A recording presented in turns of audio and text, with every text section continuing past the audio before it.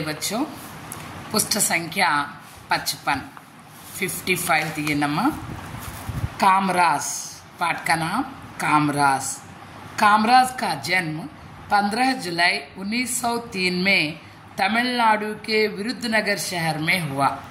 తెలిసిందేమ్మా కామరాజ్ గారు 15 జూలై 1903లో తమిళనాడులోని విరుద్ధనగర్ పట్టణంలో జన్మించారు।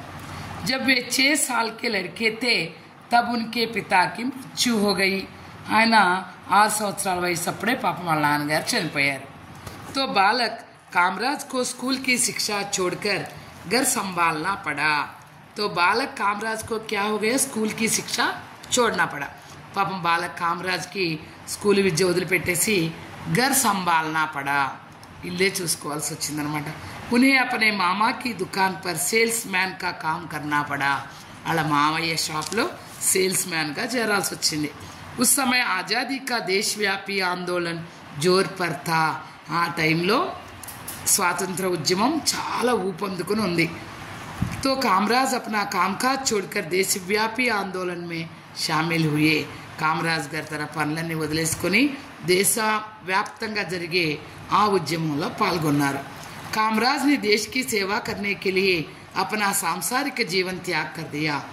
దేశానికి సేవ చేయటం కోసం కామరాజ్ గారు ఏం చేశారు తెలుసా మీకు, తన సంసార జీవితాన్ని త్యాగం చేశారు పాపం। వే నిష్ఠావాన్ సేవక్ थे, నిష్ఠగల సేవకుడు। अपने महात्मा गांधी के असहयोग आंदोलन में एक साधारण स्वयं सेवक के रूप में भाग लिया और राष्ट्र के सफल नेता हुए। आपने क्या किया, महात्मा गांधी యొక్క అసహయోగ ఆందోళనలో ఒక సాధారణ స్వయం సేవకుడిగా చేరి దేశం మొత్తానికి ఒక మంచి నాయకుడిగా మారారన్నమాట। क्या है बच्चों, कामराज। कौन है बच्चों, कामराज। सन 1925 में वैक्कम में अछूतोद्धार आंदोलन में आप अग्रणी रहे।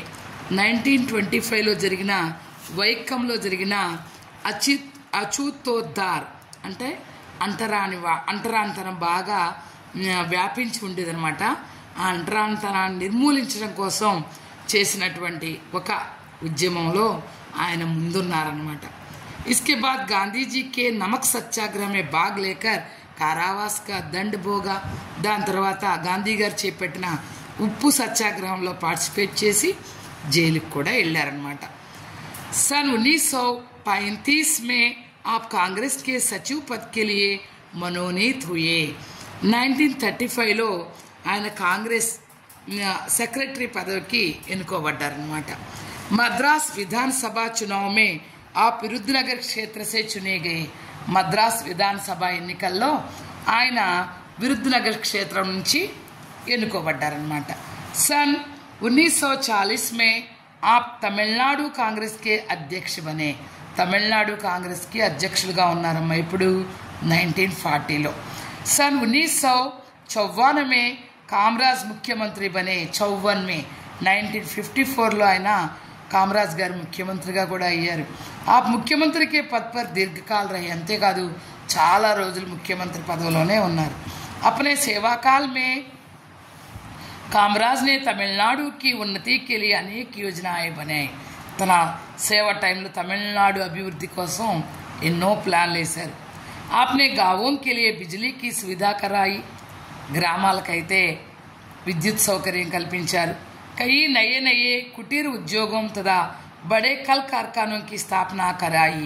అంతేకాదు కొత్తగా కుటీర ఉద్యోగాలు తర్వాత ఫ్యాక్టరీలని స్థాపించారు।